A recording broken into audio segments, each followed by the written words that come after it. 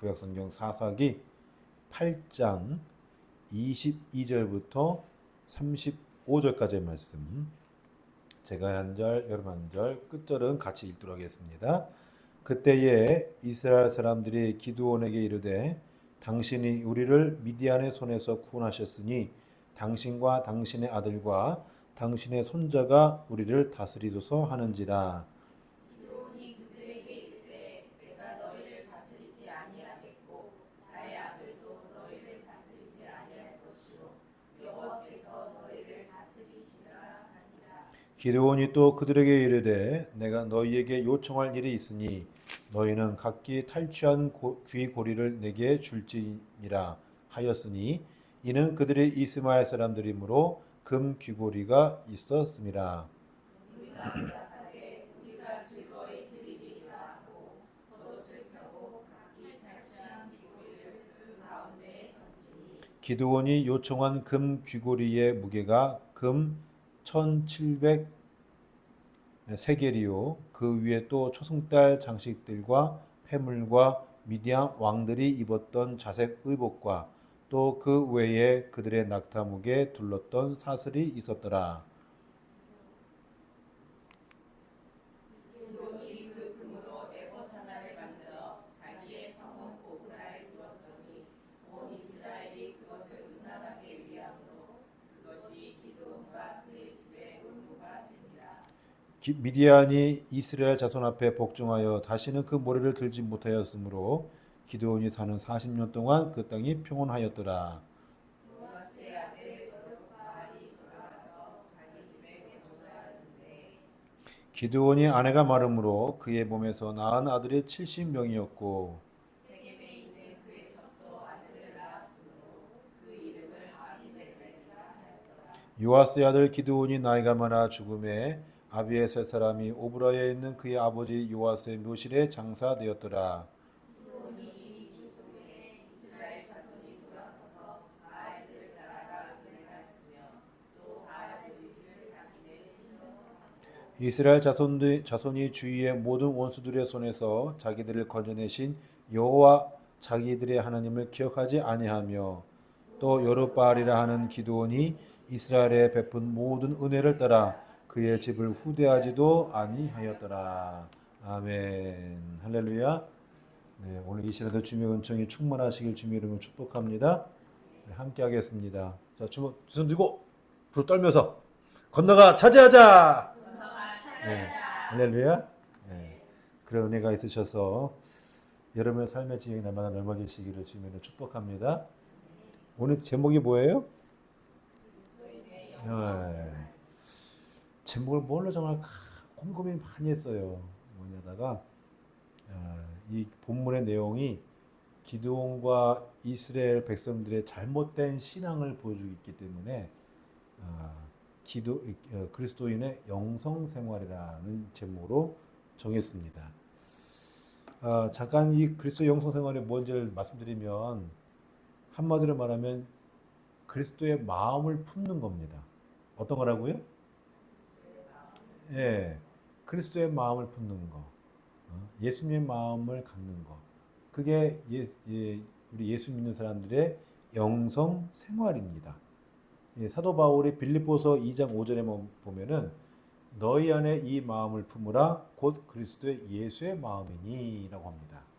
그러면서 예수의 마음이 어떤 마음인지를 6절부터 8절까지 쭉 설명해요. 성경에 나와 있습니다. 제가 읽어드릴게요. 그는 근본 하나님의 본체시나 하나님과 동등됨을 취할 것으로 여기지 아니하시고 자기를 비워 종의 형체를 가지사 사람들과 같이 되셨고 사람의 모양으로 나타나사 자기를 낮추시고 죽기까지 복종하셨으니 곧 십자가에 죽으심이라. 다시 말해서 예수 그리스도의 마음이다라는 건 뭐냐면 하나님은 본래 예수님은 본래 하나님이셨는데 그 하나님의 본체를 버리셔서 우리 인간 같은 모습이 되었다는 거예요. 이게 무슨 말입니까? 겸손이잖아요. 겸손. 하늘나라의 보좌에 앉아서 그냥 똥똥거리고 이렇게 쭉 관리하고 이게 아니고 그 하나님 같은 하나님이 우리 이 땅에 오셔서 우리 같은 인간이 되셨다는 것은 그만큼 낮아지셨다, 겸손하다, 그 뜻입니다. 그런데 거기만 머문 게 아니고 우리 같은 인간이 되셨음에도 불구하고 내가 왕이야, 내가 하나님이야, 내가 최고야 라고 말씀하지 않으시고 자기를 낮추시고 죽기까지 복종하셨다. 할렐루야. 그러니까 우리 같은 사람일지라도 저와 여러분 같이 다 사람이잖아요. 사람일지라도 높낮이가 있는 게 아니고 같은 대등한 관계로 자기를 낮추고 하나님 말씀 살아가는 동안에 하나님 말씀에 복종했다는 얘기예요. 할렐루야. 이게 겸손입니다. 이게. 그러니까 저와 여러분도 같은지만 내가 목사라고 나 목사야 뭐 이게 아니고 예? 그냥 겸손한 거예요. 겸손한 거. 제가 아까 광고하셨던 말씀드렸지만은 우리 교회 작다고 저를 무시하는 사람이 있어요. 예? 근데 제가 대학에서 강의한다고 하니까 네가 어떻게? 어? 이런 사람이 있고 제가 성교사한테 대표라니까 네가 어떻게? 그런 사람이 있어요. 제가 괜히 얘기한 게 아니에요. 저도 밖에 나가면 잘 나가는 사람이에요. 내가 말하면 좀 이상하지만은 그래도 무시당하지 않는 사람이에요. 근데 사람들이 저를 볼 때 외형적으로 보면은 작고 부족해 보이고 이러잖아요. 제가 털털해 보이고 그러거든요.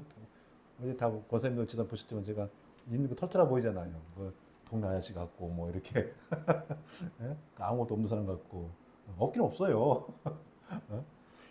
근데 그것도 사람이 판단한다고요. 그거 갖다가 판단하고 이러면 안 되거든요. 근데 이게 사람을 겉모습 보고 판단할 수 있는 게 아니라는 얘기예요. 그러니까 예수님은 자기를 같은 사람일지라도 낮춘 거예요. 낮추고 겸손하고. 그러니까 우리가 그리스도인의 영성 생활이라는 것은 그 예수님의 모습을 본받아서 생활하는 거. 할렐루야? 어려워요? 안 어렵죠. 어떤 사람은 이렇게 얘기해요. 예수님처럼 하면 십자가에 죽어. 그냥 끝나는 거야. 뭐 그러는데, 그건 뭘 몰라서 그런 거예요. 성경을 잘 몰라서 그런 거예요. 그는.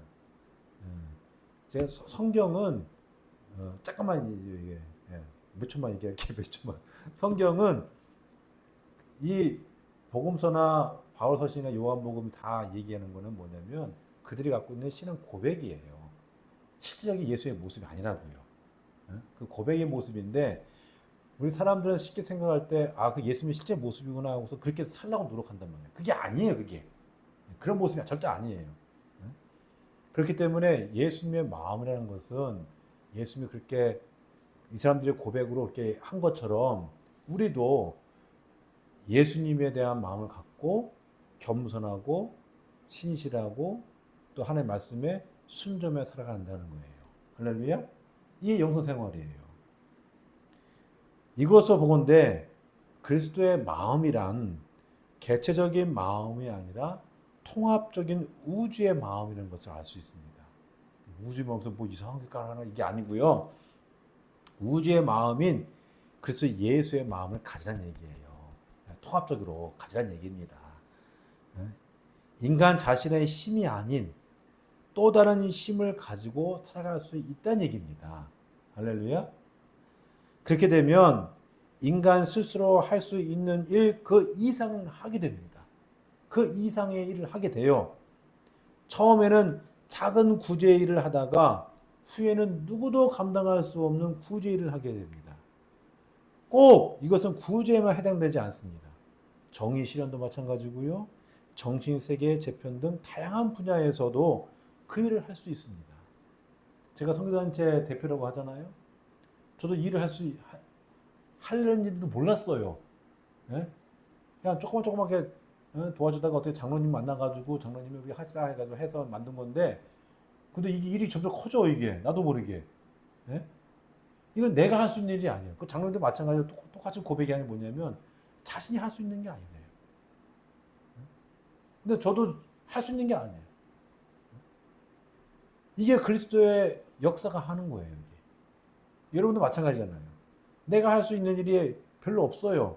근데 그냥 내가 주어진 일 하다 보니까 어느 순간에 막 이게 일이 잘 되고 뭐 뻥 터지기도 하고 뭐 이러잖아요. 이게 누가 한 거예요, 이거는? 하나님이 하시는 거라니까요. 할렐루야. 왜냐하면 그리스도 예수의 마음을 품은 자는 자기의 이기심을 버린 거예요. 버린 거예요. 세상은 누구나 자기의 이익을 추구합니다. 이익이 되지 않으면 그 어떤 움직임도 갖지는 않아요. 저것은 나에게 이익이 올까? 먼저 사람이 생각을 합니다. 그래서 나한테 이익이 안 오면 에이 뭐 별거. 이게 우리 마음이에요. 이게. 저도 마찬가지예요. 그거는. 누구나 마찬가지예요. 그런 마음이 있다 보니까 하나님의 역사가 일어나지 않아요. 이익이 되지만 그 어떤 움직이지 않습니다. 그런데 예수의 마음을 품은 자는 그것을 국한하지가 않아요. 이미 그것을 버렸고 그것을 해방된 자입니다. 그러니 하나님의 또 다른 역사가 내 안에 들어와서 역사를 일으키는 거예요. 이것은 나라는 존재가 우주로 확대되었다는 것을 얘기합니다. 그래서 통합적인 우주다라는 얘기가 바로 그 얘기입니다. 나라는 한계에 사로잡혀 있지 않고 그리스도 예수에게 붙잡힌 자 되어서 예수와 합하여 그 한계를 뛰어넘은 자. 이게 그리스도 예수의 마음을 품은 자고 이게 그리스도인의 영성 생활인 겁니다. 할렐루야. 그렇기 때문에 예수의 마음과 합하진 자는 언제든지 그 예수님의 도구가 될 수 있는 거예요. 목사라고 끝까지 되는 게 아니고요. 저도 매 순간순간 점검해야 되고 이게 되면은 하나님과 함께 일을 할 수 있지만 그게 안 되면 안 되는 거예요. 여러분도 마찬가지입니다. 여러분도 내가 예수님과 붙잡힌 바 된 사람이면 그때 하나님이 역사하는데 그렇지 않으면 역사가 안 일어나요. 누구나 마찬가지예요. 그래서 이 사도 바울이 빌립보서 4장 13절 말씀에 보면은 내게 능력 주시는 자 안에서 내가 모든 것을 할 수 있다. 할렐루야. 이거는 어떤 목표를 이루기 위한 그런 도구가 아닙니다. 내가 할 수 없으니까 예, 내가 할 수 있어. 가서 막 밀고 나가는 그게 아니에요. 예? 어떤 CEO 표 이게 아닙니다. 절대로. 인간 자신은 목표일 수가 없어요. 예를 들어서 잘 먹고 잘 살기 위한 것으로 이 문구를 사용할 수 있는 게 아니에요. 우리가 이제 기업들이 있으면 우리 교회는 아직 기업이 특별히 많이 없어. 기업들이 있으면 기업에 가면은 뭐 이렇게 성구 뭐 붙이잖아요, 이렇게. 예? 그러면 항상 많이 보는 게 내게 능력 주신 자에서 내가 모든 거 할 수 있다. 다 많이 붙여놓잖아요. 그렇게 잘 먹고 잘 살기 위해서 붙여놓은 그런 부적이 아니에요, 이건. 출세를 위한 것으로 사용할 수 있는 것도 아니고요. 미래의 안락한 삶을 위한 것으로 사용할 수 있는 것도 아니란 얘기입니다. 인간은 유한한 존재이기에 그리스도 예수의 일을 할 수 있는 존재가 결코 될 수가 없어요. 저는 여러분이나 예수님의 일을 할 수가 없어요. 네? 할 수 없습니다. 그러나 그리스도 예수의 능력으로 그 일을 할 수 있어요. 하나님이 저와 여러분에게 힘을 주시면 할 수 있는 거예요. 근데 그게 언제 되냐? 몰라요, 그거는. 하나님 마음이요, 그거는. 어느 순간 나에게 감동이 되고요. 어느 순간에 내가 갑자기 생각이 뻘떡 뛰기도 하고요. 어느 순간에 내가 할 수 있는 막 나도 모르게 하게 되고요. 예? 뒤돌아보니까 야 이거 내가 할 수 있는 일이 아닌데 어떻게 했나? 이렇게 나오는 거예요. 할렐루야. 그게 하나님이 저와 여러분에게 힘을 주셨다는 얘기예요. 그게 통합적인 우주적인 힘이라는 얘기입니다. 자신을 잊어서 무화경에 이르는 거예요. 그 순간에 나를 잊고 나의 이익과 욕망과 욕구, 분노 등을 버릴 수 있는 거예요. 그게. 그 순간에. 나도 모르게 하는 거예요. 그러다 보니까 오른손이 하는 걸 왼손이 모르게 하는 거예요. 할렐루야? 그 뜻이에요. 그게. 근데 사람들은 어떻습니까? 오른손이 하면은 왼손도 알아야 돼. 나 이거 했어? 이거 했어? 자랑해요, 안 해요? 자랑하잖아요. 나 이만한 사람이야? 다 얘기하잖아요. 그게 사람의 마음이에요, 그게. 따라서 인간은 자신의 마음에 있는 것을 좀 버릴 줄 알아야 합니다. 할렐루야. 일체 유심조라는 말이 있습니다. 마음이 보는 것에 따라 달라진다는 얘기예요. 원래 꽃은 꽃으로 있으나 내가 그걸 어떻게 보느냐에 따라서 그 꽃이 달라 보여요. 슬픈 마음으로 꽃을 보면 어떻게 됩니까? 슬프게 보입니다. 기쁜 마음으로 보면은 어떻게 해요? 기쁘게 보여요. 새가 막 추적입니다. 내가 슬픈 상태에 있으면 새가 어떻게 들려요? 그 소리가? 울음소리로 들려요. 그런데 내가 마음이 좋으면 그 새소리가 어떻게 들려요? 기쁜 노래로 들려요. 그게 일체 유심조예요, 그게. 내 마음에 따라 다른 거예요. 무당이 돈을 의식하면 어떻게 되는 거예요? 신기가 사라지는 거예요. 그래서 이제 갈 것도 없어, 여러분. 근데 우리 보통 전 보러 사람들이 얘기하면 전 보러 간다면 내가 한 번도 가본 적이 없지만 전 보러 가면은 하면서 막 이제 뭐가 자꾸 이게 안 나오잖아요. 그럼 돈 봉투 하나 또 이렇게 그러면은 접기도 달라지잖아요. 그렇죠? 또 두께가 두껍게 놓으면은 또 달라지고. 이게 무당이 하는 짓이요, 이게. 안 그런 사람도 있겠지만 그만큼 돈을 의식하면 신기가 떨어졌다는 얘기예요. 이게. 가짜예요, 가짜. 목사는 안 그런가? 똑같이. 그러니까 나의 의식은 나만의 것이 아니라는 얘기예요. 또 우리의 의식은 개인의 것이 아니라는 얘기입니다.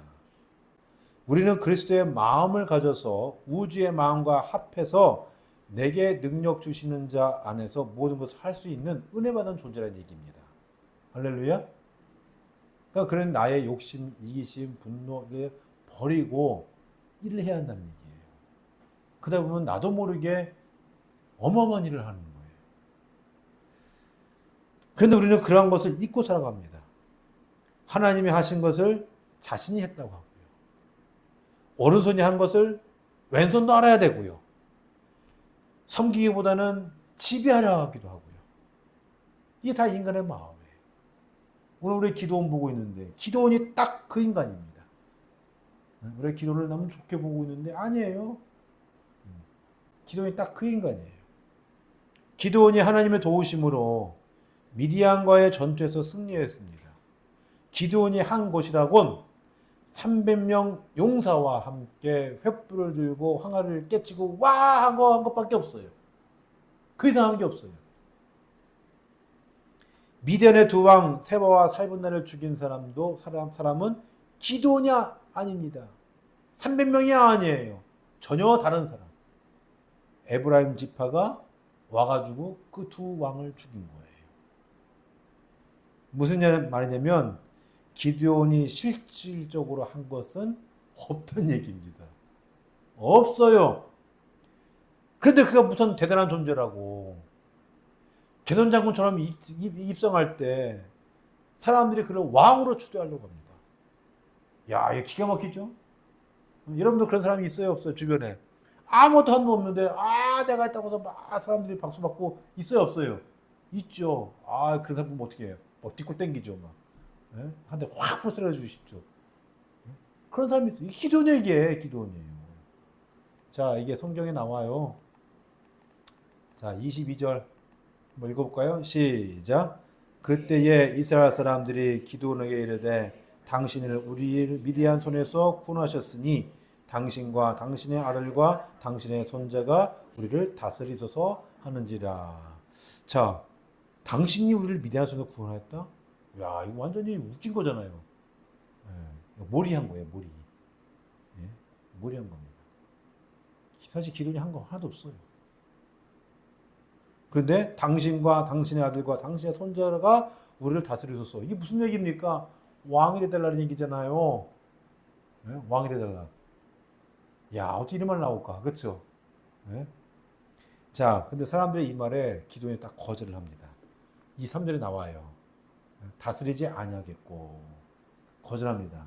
그러면 이 기드온이 겸손해서 그 거절했을까요? 그렇게 받아들일 수 있죠. 예, 잘 모르면 그렇게 받을 수 있어요. 근데 뒤에 보면은 그게 아니에요. 제가 읽어드릴게요. 이 4절에 기드온이 또 그들에게 이르되 너에게 요청할 일이 있으니 이거 한 바퀴 돌려요. 예? 한 바퀴 돌려 얘기합니다. 이 사람이 말재주가 좋아요. 예? 자, 뭐라고 얘기합니까? 너희는 갈기 탈취한 귀고리를 내게 줄지니라. 예? 이거 뭐야 이거? 뺏는 거잖아. 그래서 이스마엘 사람들이 이제 뭐가 있어요 지금? 금고리가 달라는 거예요. 자, 25절. 우리가 대답하되 우리가 즐거이 드리리다. 뭘 즐거이 드려? 뺏는 거지. 자, 겉을 펴고 각기 탈취한 글꼬리를 그 가운데 던지니 자, 그 무게가 금 1700세겔이다. 예? 이게 무려 80kg가 넘어요. 지금으로 돈을 환산하면 천억 원이 넘습니다. 예? 이게 뭐예요, 이게? 또 그 다음에 자색옷 누가 입습니까? 누가 입어요? 왕이 입잖아요. 그 다음에 그들의 낙타의 목에 둘렀던 낙타의 목에 사슬을 거치는 건 누가 거치는 겁니까, 이거는? 왕이 타는 낙타의 사슬을 묶는 거예요. 그거를 하는 거예요. 그 기도는 말만 나 왕 안 할 거야 하지만 왕의 행세를 하고 있잖아요. 그 집부렁이요. 자, 근데 이거 갖다가 뭐 했냐? 기드온이 그 금으로 에봇 하나를 만들어. 에봇이 뭐냐면 저같이 대제사장들이 입는 옷 중에 하나예요. 저는 이게 가운하고 이 스토 이 멍에를 뜻하는 건데 요새는 이게 또 다 장식으로 나오더라고. 나 이게 마음에 안 드는데 어쨌든 대제사장이 이렇게 하고 여기에다가 그 12개의 그 보석을 달아요. 그래서 이게 다는 그 조끼가 있거든요. 엉덩이까지 내려오는 조끼인데 그걸 에봇이라고 합니다. 그러니까 저 사람은 대제사장이구나. 이걸 나타내는 하나의 상징의 옷입니다. 그 옷을 하나를 만들어 뭘로 만들었다고요? 금으로 1000억 원이 넘는 금으로 에봇을 만들었어요. 그러면 어마어마하게 만들었다니 알겠죠? 우리나라에 무슨 박쥐? 황금 박쥐 만드는 것처럼 그렇게 에봇을 크게 만들어서 자기 성읍 오브라에 그걸 떡하니 둔 거예요. 예? 그래서 사람들이 그걸 보고서는 이게 기드온이 한 거다.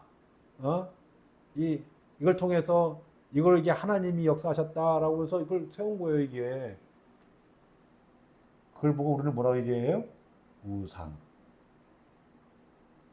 그래서 기드온 온 이스라엘 그것을 뭐하게 여겼다? 음란하게 하였다. 다시 말해서 하나님을 저버렸다는 얘기예요. 저버렸다.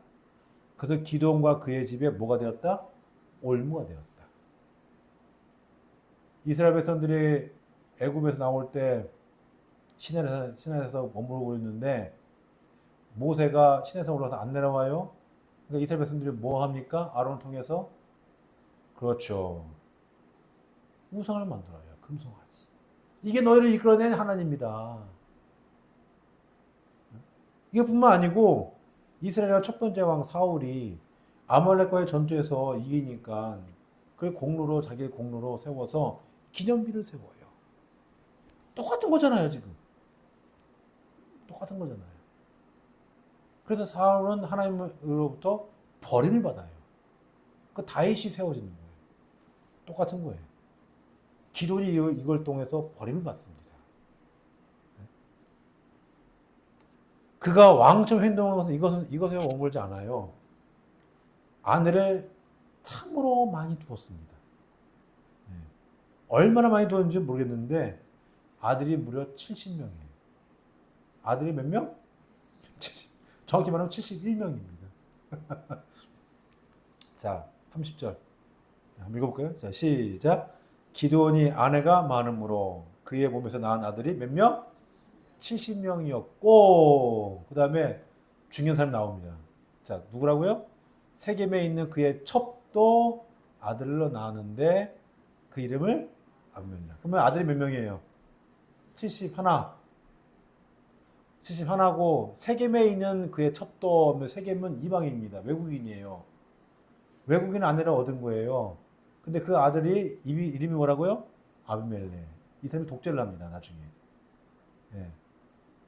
그래서 이름 나온 거예요. 자, 그럼 딸까지 합치면 얼마일까? 여기는 성경에는 딸의 이름이 잘 안 나와요. 딸의 이름이 안 나오는데 딸까지 나왔다면은 이거 어마어마한 숫자야. 어마어마한 숫자. 100명이 넘어요, 이거는. 예? 자, 이게 바로 뭐냐면 왕이라는 얘기입니다, 이게. 어떻게 알 수 있냐? 신명기 17장 14절부터 20절 말씀을 왕의 자격과 의무가 나옵니다. 이스라엘의 왕이 되려면 이런 자격과 의무가 있다는데 특히 17절의 말씀이 이렇게 나와요. 왕이 하지 말아야 할 것을 얘기해 줍니다. 그게 뭐냐면 아내를 많이 두지 말라. 네. 왜냐하면 그 마음이 미혹된다. 또 자기를 위하여 은금을 많이 쌓아두지 말라. 자, 근데 지금 기드온은 다 했잖아요. 나 왕 아닌데? 라고 하면 안 돼요. 나 왕 안 한다고 했잖아. 근데 나 싸워도 돼. 이게 아니고요. 이렇게 생각하면 안 되고. 근데 실제로 다 왕으로 됐잖아, 왕으로. 기드온의 행태가 이러하니 이스라엘 백성도 어떻겠습니까? 아까 27절에 좀 봤지만 음란하게 여겼다. 또 33절의 말씀은 뭐예요? 이스라엘 자손들이 돌아서서 바알들을 따라가. 자, 하나님 벌었다는 얘기죠? 음행하였으므로 하나님 떠났다는 얘기예요. 바알 브릿을 자기들의 신으로 삼고, 바알 브릿이라는 것은 뭐냐면 하나님을 바알로 여겼다는 얘기예요. 이해되시죠? 거꾸로 바알을 하나님이 여겼다는 얘기예요. 그래서 이게 바알 부르심이라는 말이 그 말이에요. 히브리어에 해석을 해야 되는데 그냥 그렇게 얘기하면 제가 간략하게 그냥 초점만 얘기하는 거예요. 그러니까 이스라엘 백성들도 타락을 해보는 거예요. 하나님 온데간데 없어진 겁니다. 이게 이스라엘 사사라고 하는 이 기도는 작자가 이 한 사람 때문에 이스라엘의 온통 다 범죄하게 돼버린 거예요. 온통 다. 지금 말하면 종교지도자 한 명이 종교지도자들이 성도들을 올바로 이끄는 것이 아니라 망가지게 만들었다는 얘기예요. 이게 우리의 모습 아니야 이거지. 그렇죠? 우리가 생각해야 하는 얘기입니다. 그리스도의 영성 생활이라는 건 다른 게 아닙니다. 다른 게 아니에요. 예수의 마음을 가지고 살아가야 되는데 그 모습이 우리에게 보이지 않는 얘기입니다. 사랑하는 성도 여러분, 우리나라 속담에 선무당에 살아남는다는 말이 있습니다. 참다운 지도자는 사람들을 올바른 길로 인도합니다. 그런데 어줍지 않은 지도자는 자신뿐만 아니라 그를 따르는 사람들까지 파멸의 길로 인도합니다. 기드온은 어줍지 않은 지도자였습니다. 하나님을 믿고 따르는 백성들이 올바르게 살아갈 수 있도록 노력하지 않았습니다. 자신의 의를 드러냈어요, 그냥. 자기가 한 게 아님에도 불구하고 자식이 했다고 얘기를 한 거예요. 업절되는 거예요. 이런 사기꾼이 어디 있습니까? 그로 말미암아 그 자신은 물론이거니와 그의 첩의 아들 아비멜렉을 괴물로 만들었어요. 다음 시간에 제가 이제 얘기할 텐데 괴물을 만든 겁니다. 이걸 통해 기드온은 참다운 영성 생활을 본인 스스로도 하지 않았을 뿐더러 또한 그러한 모습을 이스라엘 백성들에게 보이지도 않았던 겁니다. 한마디로 소경이 소경을 인도하여서 둘 다 구덩이에 빠지게 했던 모습입니다. 예수님께서도 이게 마태복음 15장 22절에 이렇게 나와요. 그게 말씀하셔요. 네? 그들은 맹인이 되어 맹인을 인도하는 자로다. 만일 맹인이 맹인을 인도하면 둘 다 구덩이에 빠지리라. 딱 극적이잖아요. 기도원이. 근데 그 기도만 그런가 하냐? 우리도 그렇다는 얘기예요. 제가 설교를 준비하면서 제 자신을 뒤돌아봤습니다. 제일 첫 번째 저에 대한 문제니까. 나는 잘하고 있을까? 반성 많이 했어요. 나는 잘하고 있을까? 갑자기 제가 설교하다가 그 생각하다 보니까 그 웨슬리 목사님이 그 얘기를 했어요. 옛날 영국의 이제 국교회, 영국 국교회라고 하잖아요. 국교에서 야, 우리의 죄를 위해서 우리 금식기도 합시다. 목사님들이 사제들이 이제 그 얘기를 하고 막 했단 말이에요. 그러고서는 교인들한테 다 금식시켜 놓고서는 사제들, 목사들 뒤에서 밥을 막 먹는. 웨슬리 목사님이 그걸 보고서는 야 어떻게 그럴 수 있느냐 하고 꼬집어서 얘기한 게 일기 나와요. 근데 버떡 그 생각 들더라고. 그럼 나는 생각했어. 나는 잘한 게 있나? 없는 것 같아. 나를 뒤돌아보게 되더라고. 저를. 나는 잘한 거 있는가?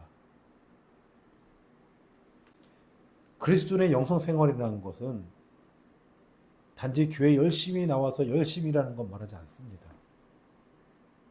열심히 기도하고 말씀 읽고 그걸 말하는 건 아니에요. 물론 해야 돼요. 해야 되지만 그게 다가 아니라는 얘기입니다. 그것만 하면 그건 바리새인이 되는 지름길입니다. 너는 하고 나는 안 해도 되고 너는 안 되고 나는 괜찮고 이렇게 돼버리는 거예요. 겉은 참 보기 좋은데 속은 썩어 냄새가 나는 신앙인. 예수님은 이런 사람들을 뭐라고 얘기합니까? 회칠한 무덤이라고 얘기합니다. 회칠한 무덤. 이게 나의 모습이 아닌가. 저도 생각했어요. 진짜 그리스도인의 영성 생활이란 삶 속에서 그리스도의 향기가 묻어나와야 되는데 나는 과연 향기가 묻어나올까? 내 향기는 어떤 향기일까? 저 설교 주면서 참 그 생각 많이 했어요. 사실 저도 부끄러워요. 잘한 게 없어서. 성경은 바로 그걸 얘기해주고 있습니다. 그리스도의 영성 생활이라는 건 바로 그걸 얘기해주고 있어요. 하나님의 형상으로 우리의 삶 속에서 하나님 나라가 실현될 수 있도록 실천하는 거. 그걸 얘기해 주는데 나는 과연 하고 있을까? 기도는 그렇지 못했습니다. 하나님의 형상으로 하나님 나라를 만들어간 것이 아니라 자신의 일손만 채우기에 급급했습니다. 겸손하기보다 오만을 나타내었고 하나님이 하신 일을 마치 자신이 한 것인 양 그 위대한 업적을 자신에게 돌렸고 하나님의 은혜에 감사할 줄 모르고 자기 말을 따르지 않으면 학대와 학살을 일삼았고 자신이 왕처럼 살고자 추잡스러운 일을 거리낌 없이 자행했습니다. 이런 사람이 어떻게 이스라엘 사사일 수 있고 또한 이스라엘의 그리스도인의 영성을 나타내는 사람이라 할 수 있겠습니까? 사랑하는 성도 여러분, 우리는 기도원처럼 살지 맙시다. 할렐루야. 저도 다짐했어요. 이러면 안 되겠구나. 그리스도를 믿는 모든 믿음의 사람들은 그리스도께 붙잡힌 바 된 사람들입니다. 그렇기에 나를 위한 이익, 욕망, 욕구, 분노, 기타 등등을 버릴 수 있어야 합니다. 예수님 외에 다른 모든 것을 배설물로 여길 수 있어야 됩니다. 사도 바울이 그러잖아요. 난 다 배설물로 여겼다. 그리스도가 내 안에, 내가 그리스도 안에 안에 살 수 있도록 내가 노력해야 된다. 할렐루야. 그것이 바로 그리스도로 인해 영성 생활입니다. 그 영성 생활을 영위할 때 바로 내 삶 속에서 하나님 나라가 실현되는 거예요. 할렐루야. 눈에 보이는 어떤 나라가 아니고요. 그거는 말씀 맺고자 합니다. 오늘부로 이스라엘 사사 기도원을 이제 끝을 맺습니다. 제가 그래서 기도원에 관련된 설교를 얼마큼 했나 쭉 세보니까 11번. 오늘까지 11번 하고 있더라고요. 참 많이 하게 됐는데, 이 기도원이 어떤 대단한 업적을 나타내기 위해서 나타났기 때문에 한 게 아니고요. 말도 많고 탈도 많기 때문에 기도원에 대한 설교가 많은 거예요. 보니까. 기도원에 대한 결론은 사사로서의 역할을 못했다는 얘기입니다. 결론적으로는. 이스라엘을 구원의 길로 인도해야 할 그 사사가 단지 자신의 일속을 차리는 모습으로 끝나버린 거예요. 그로 인해 이스라엘 공동체는 더욱더 죄악의 구렁텅이에 들어가고요. 아주 망가지게 됩니다. 우리도 마찬가지입니다.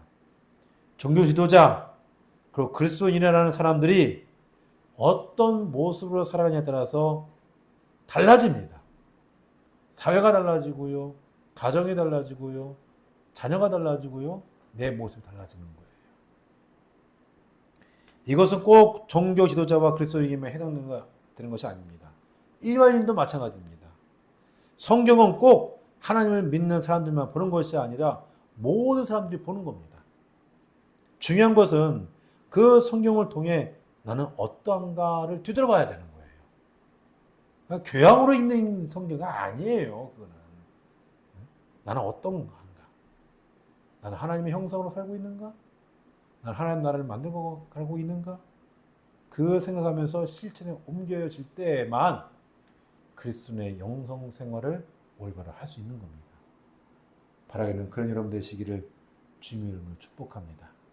그래서 여러분의 삶이 더욱더 좋아지시기를, 그래서 좋은 향기가 여러분의 삶을 통해서 드러날 수 있기를 주님의 이름으로 축복합니다.